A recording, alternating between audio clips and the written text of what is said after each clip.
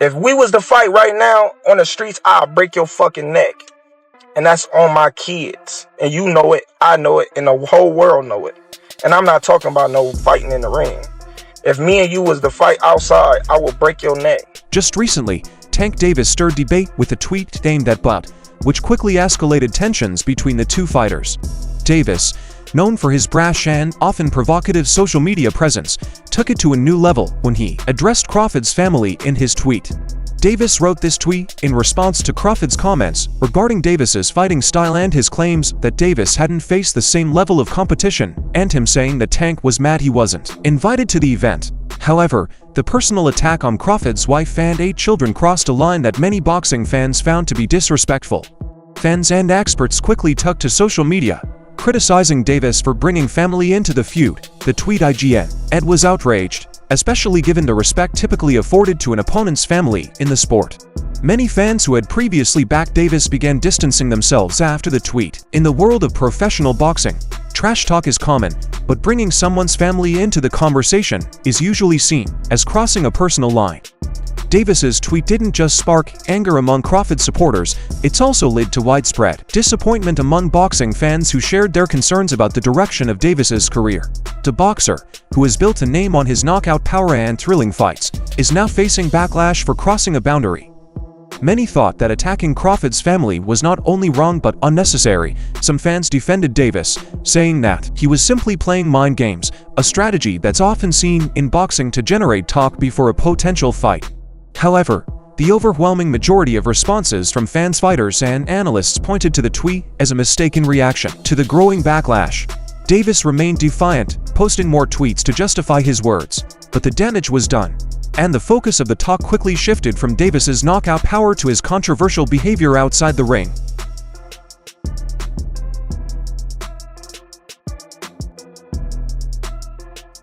However, it was just Tank. Dating the Beast, Terence Crawford took no time responding to Tank.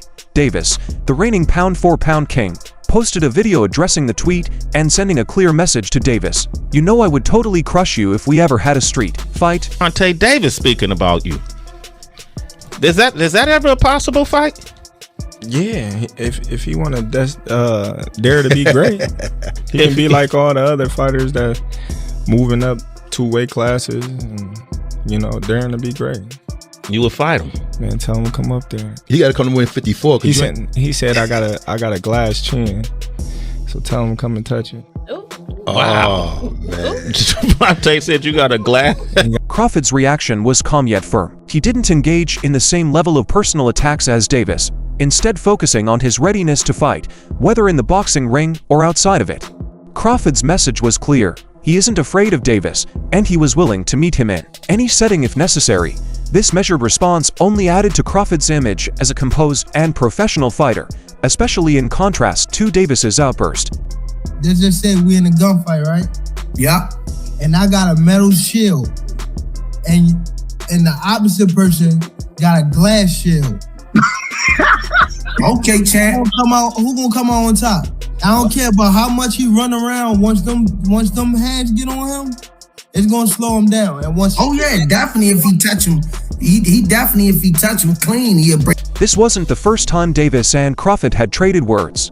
The two fighters have been at odds for years, with both having publicly called each other out on multiple occasions. However, the nature of their rivalry had largely stayed professional up until this point. Davis has consistently criticized Crawford's choice of opponents and his lack of marketability, while Crawford has voiced frustration with Davis's management and the opponents he has been matched against in interviews. Davis has often claimed that Crawford's career lacked excitement while he, Davis, is the more entertaining fighter.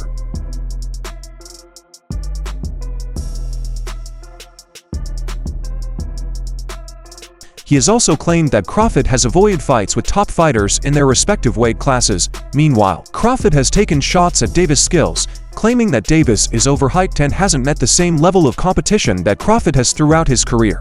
While the two have traded barbs in the past, the tweet from Davis crossed a line that many felt was beyond just typical rivalry.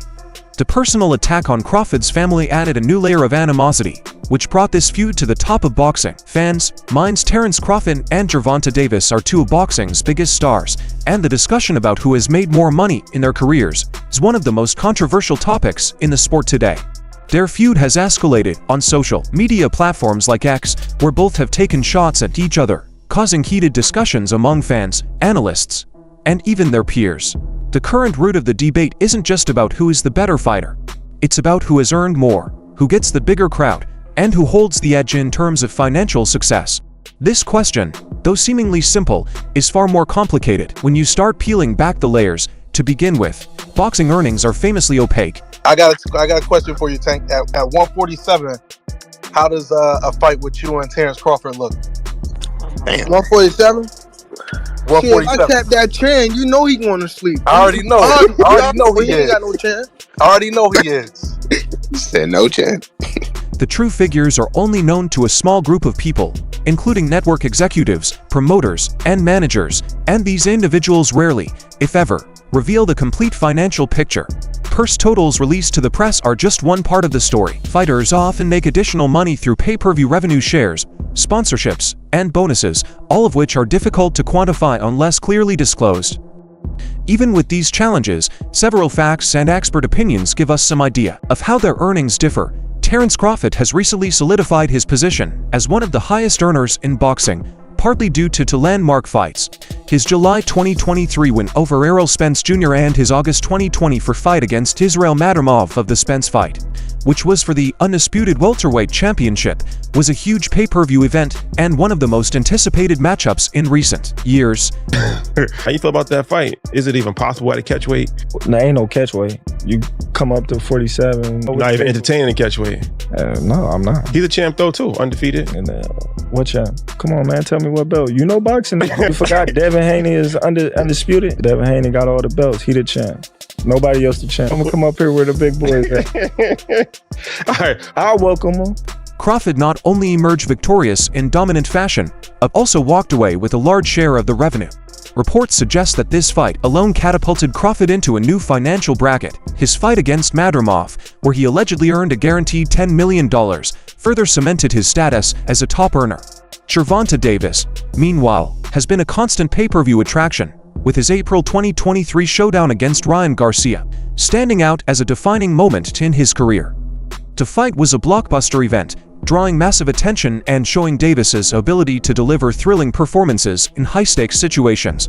That win, a stunning TK over Garcia, established Davis as one of boxing's most marketable stars. While it's clear that Davis has consistently been a big draw, critics say that he has yet to match Crawford's recent financial milestones. I felt great. It was no different from 147, to be honest. Israel just was a strong opponent. You know, we knew that coming in the gate. Social media presence plays a crucial part in this discussion.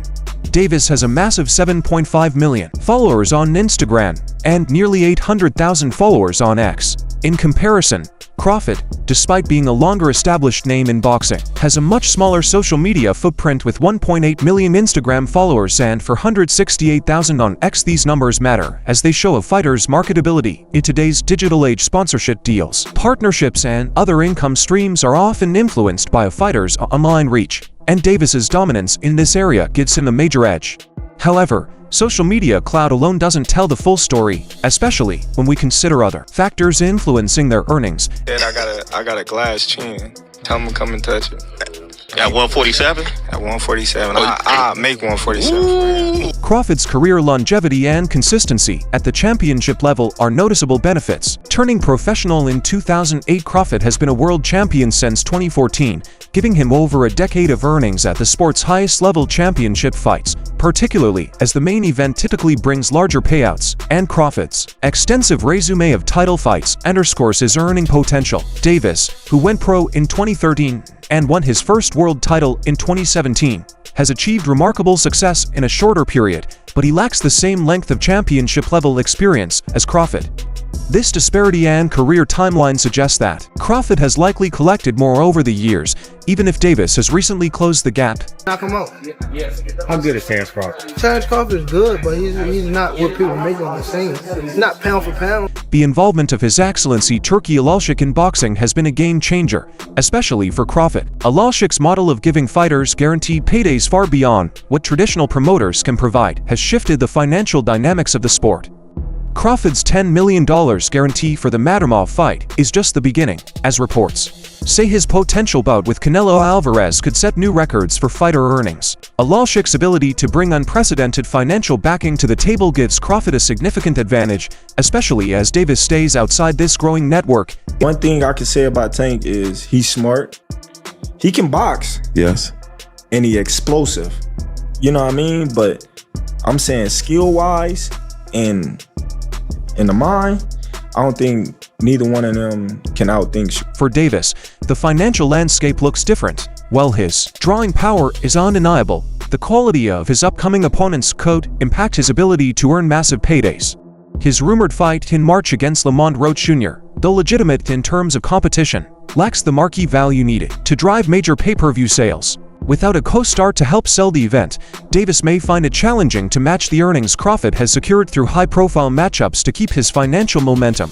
Davis needs to secure fights against opponents with bigger star power, such as Vasyl Lomachenko, Shocker Stevenson, or even rising stars like Keyshawn Davis. How do you not lead with ego? Like if you hear somebody like Tank say, 147, I knock Bud out.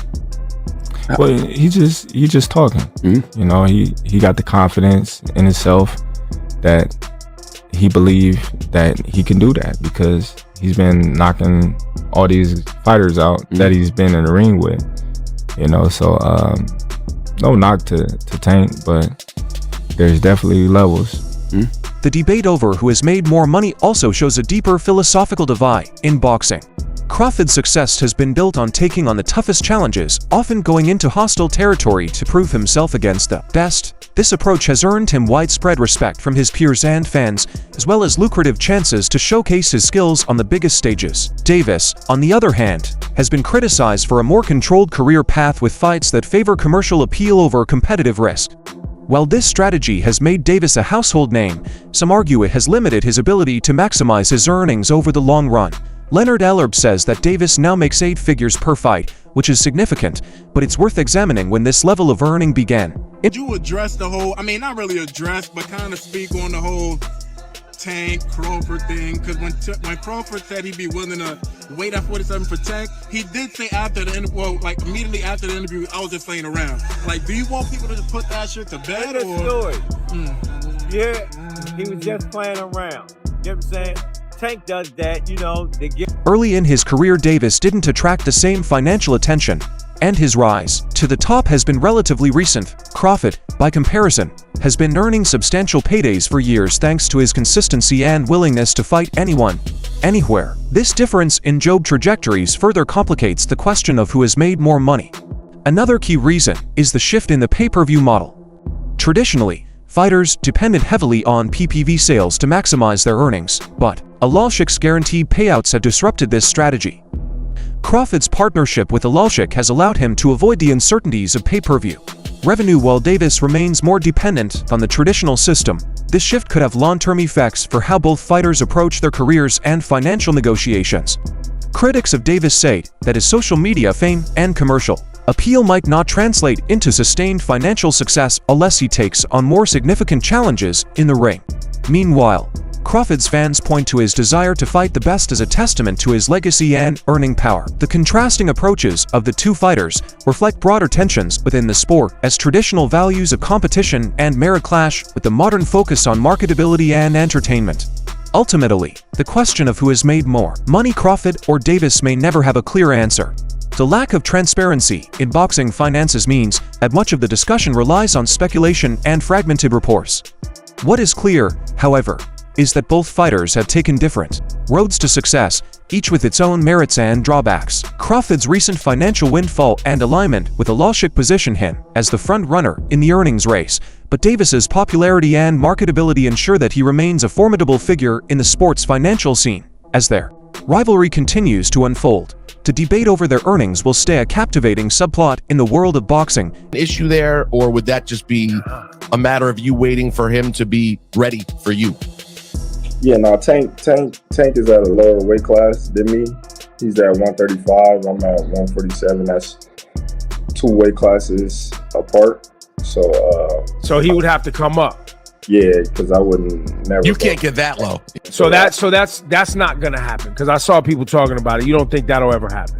No, I wouldn't say that it happened. The way things are flowing, it seems this feud might lead to a fight in the ring. While they currently participate in weight classes separated by 3 divisions, their paths have crossed indirectly in the past, with both fighters showcasing their skills in overlapping weight categories. This historical overlap, coupled with their contrasting styles and personalities, has sparked debates among fans and experts about a potential clash. The beauty of such a matchup lies in the intriguing contrast between their styles, accomplishments, and physical characteristics. Crawford began his professional career at lightweight, the same class where Tank Davis currently reigns as the WBA world champion. As Crawford progressed through his career, he earned undisputed status at super lightweight, a division where Davis has also won a title. However, Crawford's ambition and skill set drove him to climb higher, finally dominating the welterweight division and recently making his debut at 154 pounds, where he continues to assert his dominance. Meanwhile, Davis stays firmly rooted at 135 lbs, dismantling opponents with his trademark power and precision. Gervonta Davis, the big hitter from Baltimore, has built a reputation as one of the most dangerous punchers in the sport. Known for his explosive knockouts and the ability to draw huge crowds, Davis has often exuded supreme confidence in his skills. In the past, Davis made a bold claim that he could knock Crawford out, a statement that many interpreted as either playful banter or a show of his unwavering self-belief. Crawford, however, has dismissed such talk, telling Davis not to punch above his weight literally and figuratively. Pounds. So what are we talking about here? Gervonta Tank Davis, which would be the A side in this situation, would never move up to 147 pounds and fight Terence Crawford. Despite the apparent weight disparity and stylistic differences, some experts think that a fight between these two would be anything but straightforward. One such expert is the legendary multi-division champion Roy Jones Jr., who shared his views during an interview with Real Life Productions. Jones described a hypothetical matchup between Crawford and Davis as a good damn fight, saying that it could be competitive if fought at a catchweight just below the welterweight limit. Jones highlighted the unique qualities of both fighters, emphasizing Davis's explosiveness as a potential game changer. "I don't see anybody around that's going to beat but unless it's somebody way bigger than him," Jones said, referring to Crawford by his nickname. "But don't sleep on the fact that if he and Tank fought at about 145, that's a good damn fight. You follow me? Because they both have very high IQs, and Tank is very explosive. That's the one thing that Tank got that Errol didn't have in boxing. A powerful fighter can go a lot of places. I was only able to cover the weights that I covered because I was so energetic. Explosiveness keeps people in check." Jones's words highlight the key contrast between the two fighters. Crawford is a master technician known for his flexibility, ring IQ, and ability to outthink and outmaneuver opponents. His switch-hitting style and razor-sharp accuracy have helped him to dominate elite competition across multiple weight classes. Davis, on the other hand, is praised for his raw power, speed, and explosiveness, which have made him one of the most feared punchers in boxing. While Crawford relies on calculated precision to systematically dismantle his opponents, Davis has the power to end fights in an instant with a single punch physically. Crawford has a clear edge in terms of size and reach, standing at 58 in with a 74 in reach. He is clearly the bigger man compared to Davis, who is 55 with a 67.5 in reach. Tank cannot fuck with Terence Crawford at all. Y'all keep pushing for that. He will destroy. This difference would make it challenging for Davis to close the distance against a fighter as skilled and disciplined as Crawford. However, Davis's explosiveness and ability to land fight-altering punches make him a dangerous opponent for anyone regardless of size. While fans and analysts can speculate endlessly about how a fight between these two would play out, the truth is that it's highly unlikely to ever happen. Crawford is currently focused on solidifying his legacy as one of the greatest fighters of his time. After clearing out the welterweight division and becoming the undisputed champion at 147 pounds, he is now eyeing an even bigger challenge. A possible fight against super middleweight champion Saul Canelo Alvarez. Such a matchup would require Crawford to jump 14 pounds to 168, an unprecedented move that underlines his ambition and confidence. Davis, meanwhile, has a different trajectory. He is set to fight Lamont Roach Jr. in March, a fight that many see as a tune-up for the Baltimore native. Intriguingly, Davis has hinted at the possibility of retiring by the end of the year, leaving fans to wonder if he will indeed step away from the sport at the height of his career. If true, it would mark the end of an era for one of boxing's most exciting and polarizing figures, despite their differing career paths and weight divisions. The hypothetical fight between Crawford and Davis continues to captivate the imagination of boxing fans. Crawford's size, skill, and experience would make him the favorite in most analysts' eyes, but Davis's explosiveness and predictability ensure that no result could be considered a foregone conclusion. I mean, if he want to retire with the career that he got, then go ahead and do whatever you got to do. So I disagree with it. I think it's soft, but whether or not their paths ever cross in the ring, Crawford and Davis have already cemented their places as two of the most dynamic and successful fighters of their age. For now, fans can only dream of what might have been while enjoying the continued brilliance of both men in their respective fields.